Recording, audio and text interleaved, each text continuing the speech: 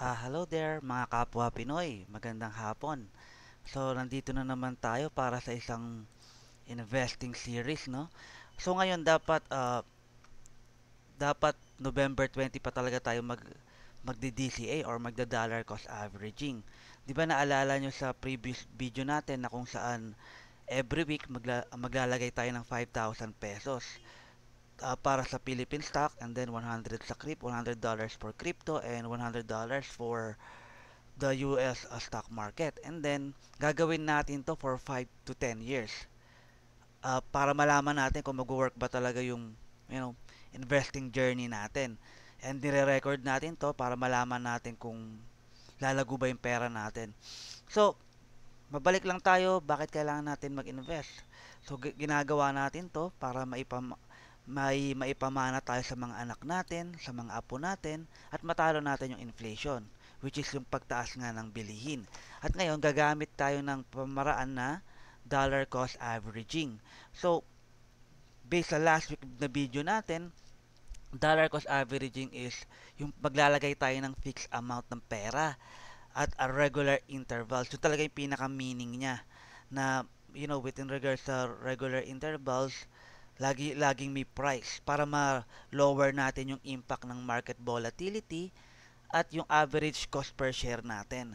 So, ngayon, dalawang klase yan eh. Dollar cost averaging by time or dollar cost averaging by percentage. Mas gusto ko yung percentage kasi mas bumababa, mas makakabili ka. 'Di ba? Kasi yun nga yung pinaka-point natin, buy low, sell high. So, ngayon, sa Pilipinas, pwede mong gamitin ni COL Financial, BPI Trade, or ako gumagamit ako ng BDO Securities. So yes, same pa rin, 5.6 sorry, 6.5% pa rin yung Philippines interest rate. So mahal pa rin humiram ng pera, no? And yes, ngayon before tayo mag-invest or mag-DCA sa natin sa pera natin. So, open lang ako ng calculator para mas madaling hanapin yung... So, ngayon magdadagdag tayo ng ibang information, no? Kasi nakaraan, introduction lang yon nakaraang linggo. So, ngayon, this week, as an investor, kailangan may alam tayo or nakikinig tayo ng mga balita. Hindi yung normal na balita sa TV. Ang babantayan natin is yung financial market para malaman natin kung ano ba talaga nangyayari sa ekonomiya ng Pilipinas.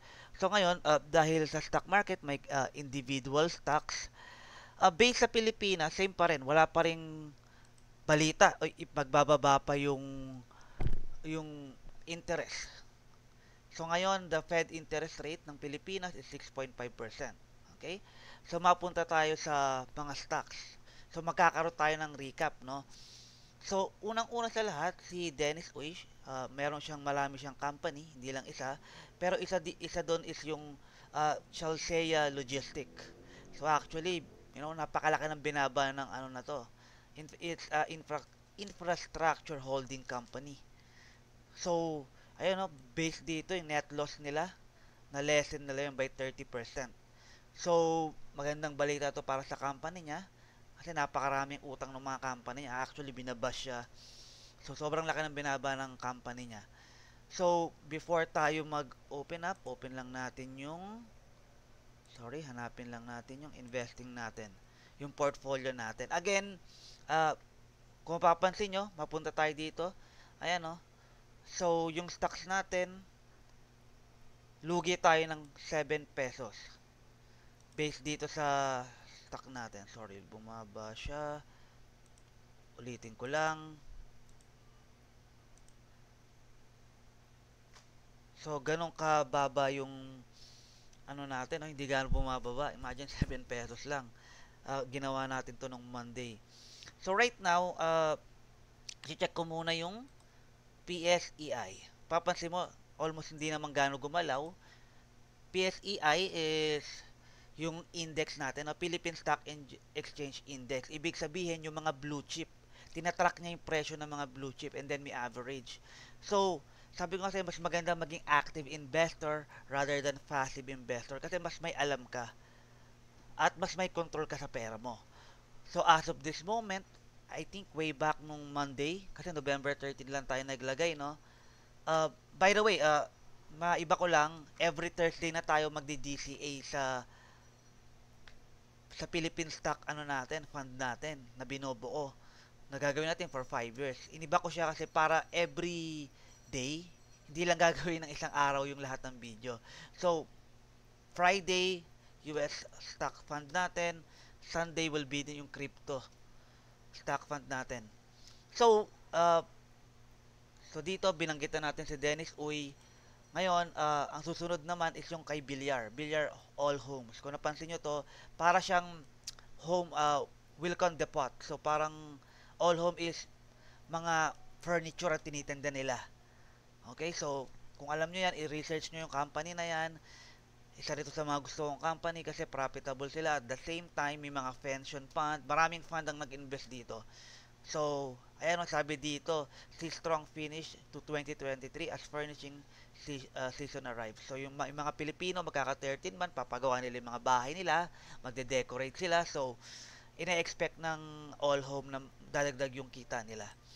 At the same time, another one is Mega Wide, bounce back from, post 332 million in 9-month profit. So, isa rin itong magandang balita. Isa rin ito sa mga company na binabantayan ko. And by the way, guys, hindi ito financial advice. So, invest, gawin nyo yung due diligence nyo. Like ko sinasabi na kailangan pag-aralan yung mga fundamental numbers ng company, yung kita, revenue, marami bang utang yung company, importante yan. And right, yung Globe as well, partner top contractor for data center in Quezon City. So nagdadagdag sila ng mga data center. So another contractor para kay Globe. And yes, now pupunta na tayo sa company kung saan natin ilalagay yung 5,000 natin. So ngayon magsimula tayo kay Merrimart. Merrimart is kay Bilyar din to. Isa rin to. Sorry, not Manny Bilyar. In Japsia. Kung naalala nyo yung may-ari namang Inasal, siya yun. So isa rin to sa mga company niya. So Merrimart Consumer Corp, ano to is a para siyang sorry. It's like a retail, para siyang 7-Eleven, yes. Para siyang 7-Eleven. Merrimart is like 7-Eleven. So gusto ko siya kasi tumataas yung revenue niya year by year. So dito ko ilalagay yung unang 1,000 natin. And by the way, 7.9 billion yung market cap niya. So actually, nasa small cap pa siya. Okay? Small cap is 1 to 10 billion sa Pilipinas. Philippine peso money. Okay? So, pupunta tayo dito. Ang ticker niya is MM. So, kunin natin calculator natin. Kung may 1,000 tayo, 1.06. Sorry, may 1,000 tayo. Ulitin ko lang, 1,000. At divide natin sa per share. Sorry, ulitin ko lang. 1,000 yung pera natin. Divide. Oh. Sorry, what's happening? So, 1,000 divide. What's happening? Mali ata yung pinipindot ko. Bakit ganon? Divide. 1.06. Yun yung presyo niya ngayon, no? So, 943 shares. So, sa Philippines, sabi ko nga, wala tayong fractional reserve. So, maaring iba yung presyo pag bumili kayo kasi maaring 1,000 yung minimum buy niya. So, makikita niya sa BDO Nomura or BDO Securities. So, 943.39, no? So, pupunta ako dito sa portfolio natin. Mag-a-add ako ng buy. Sorry, MM, which is the Merrimart. Alright. Bibili tayo ng 943.39. Okay, ano ko lang, 0.39, tama. Add position. Ayan na, dumagdag na siya dito. Makikita nyo. So, tanggalin ko na to. Next time, pinag-usapan natin is All Home Corp, no? Yung ticker symbol niya is Home.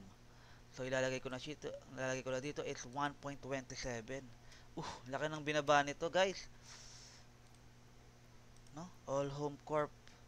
Let's see nga for the past month, to. Grabe. Pakalaki ng binaba ng stock na to. Okay, tignan natin. Ayan o. Pataas, tumataas yung bumaba ng konti yung net income nila. And plus, this one is a big company. May definition si Robert Kiyosaki na pag big business, 500 and plus employee. So, hindi rin to accurate, no? So, if you want, you can reach out sa All Home Corp, no? Kung ilan talaga employee nila para magkaroon kayo ng idea. So, All Home, 1.27 siya. Home, 1.27. So, kukuha tayo ulit. Ulitin ko lang. 1,000 yung pera natin. Divide by 1.27. Okay? It's 787.40. 787.40. Okay lang tayo. Ayan. Kung makikita nyo, no? Kung mapapansin nyo rin, no, dito makikita mo na ang tinaas ng 1% ang Philinvest. Okay? So, the third one is Security Bank. Kung mapansin nyo yung dalawa na pinag-invisan, mga retail siya, retail stores. So, sabi ko nga sa iyo, mas maganda na diversified ka. Mas marami yung stocks mo, mas less yung impact mo. Kasi iba dyan bababa, iba tataas. Hindi siya sabay-sabay talaga bumababa.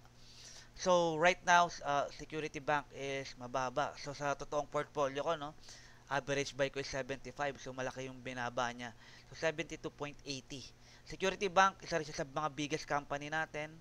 5,000 employees plus yung revenue niya.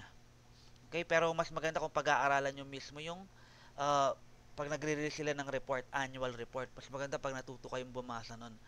So, 72.80, no? So, 1,000 pesos natin. Divide by 72.80. Alright. So, it's 13.73. Okay. Security Bank, ticker niya is CECB. Okay. Allow me to go back. 13.73. So, dinidivide ko lang siya sa, I divided yung allocation ko sa 5 lagi. Para 20% each, no? Alright. So, pansin nyo, hindi muna ako nagdagdag dito. Since hindi naman siya ganong bumaba, tumaas pa. Okay? Pabalik ko na to. And yung pang-apat natin na stocks is Mega World. Na-remember nyo yung Mega World is nakabawi sila ng profit. Kaya gusto ko maglagay dito. Plus, market cap niya is 60 billion. So, ang Security Bank is around 50 billion din. So, big company siya. Ito, isa rin to sa mga big company natin. Actually, Mega World is a real estate company. Under siya ng real estate sector. Okay? Ito, makikita nyo yung sector, real estate to. So, pansin nyo, una, specialty or retail, yung dalawa. Pangatlo natin, Security Bank is banking or financing yon sa financial. Pangapat na sector pangapat na investment natin is real estate. So, dina-diversify ko rin, no? Diversification. Importante yan. So, Mega World, it's 1.99. Okay. Bako lang. 1.99. Sorry, it should be 1,000. 1,000 divide by 1. Okay, 502.51. Okay. Okay. So guys, mga kapwa Pinoy, no, nakaapat na tayo. So isa na lang. So ang last ko is JG Summit Holding. So isa tong holding company. This one is under by Gokong Wei, no? So 294 billion market cap. And kung papansin nyo, mataas yung PE ratio niya, price to earning ratio.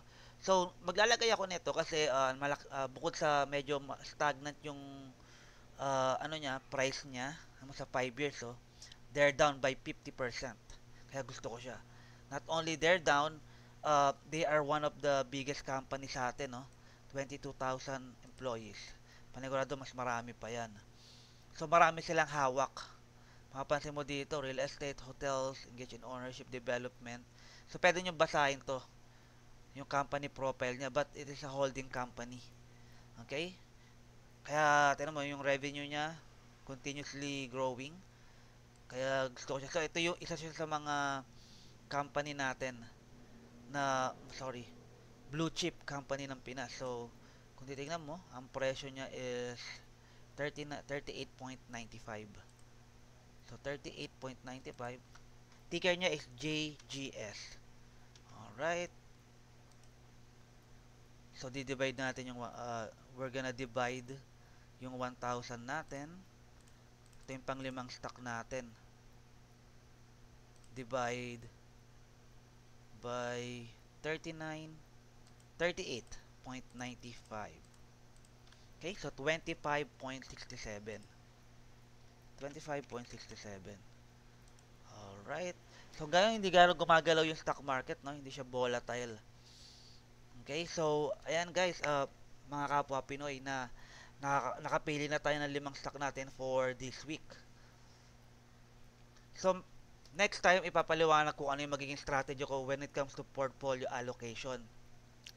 So, sa ngayon, binubuo ko muna siya. So, ngayon, pasin mo sa 10,000 na inalagay natin, di ba? Kasi, 5,000 every week, pangalawang week natin to. Kung papansin mo, meron tayong 10 stock. Naglagay ako ng tigi 1,000 per per uh, per stock, no?